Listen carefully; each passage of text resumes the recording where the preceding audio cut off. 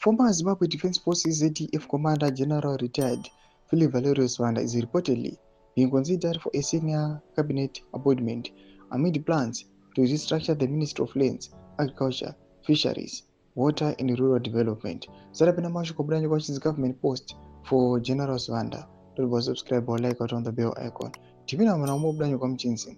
The Zimbabwe Independent reported that Vanda could be appointed to cabinet with sources indicating he may also be co-opted into the ruling ZANU-PF Politburo. He is reportedly earmarked to take over the lands portfolio should it be separated from agriculture under the proposed restructuring. Responding to reports, Information Publicity and Broadcasting Services Minister Jennifer Mosweri dismissed the claims as speculative, while emphasizing that President Emmerson Mnangagwa is the constitutional authority to reshuffle his cabinet at any time. This is nothing of that nature. They are merely speculations. We work with the prevailing status quo, and the President is the constitutional authority to make changes to his cabinet without limitation, as Mosweri said. Should there be any developments, the media will be informed accordingly.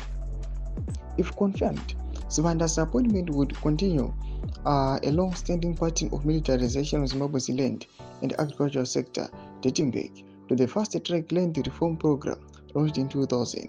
Since the onset of land reform, the military and security establishment have played a central role in the farm occupations, enforcement and land allocations, particularly during the period of political contestation. Senior military officers and security elites have been widely documented as beneficiaries of prime agricultural land, while soldiers were deployed to enforce evictions of white commercial farmers, later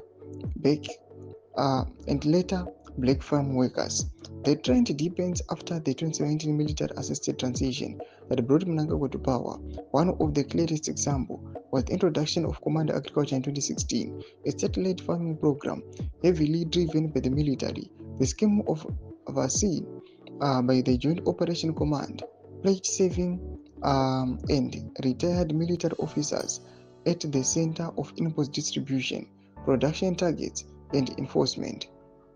Combined agriculture was later associated with widespread corruption, opaque financing arrangements involving billions of dollars, and the sidelining of civilian agricultural institutions. Despite these controversies, the program entrenched the military's influence over agriculture and land governance. Doma miro zvakaita muri Zimbabwe. Pina comment section medu zafunguro aim kudipa msoro pechitiko ichi.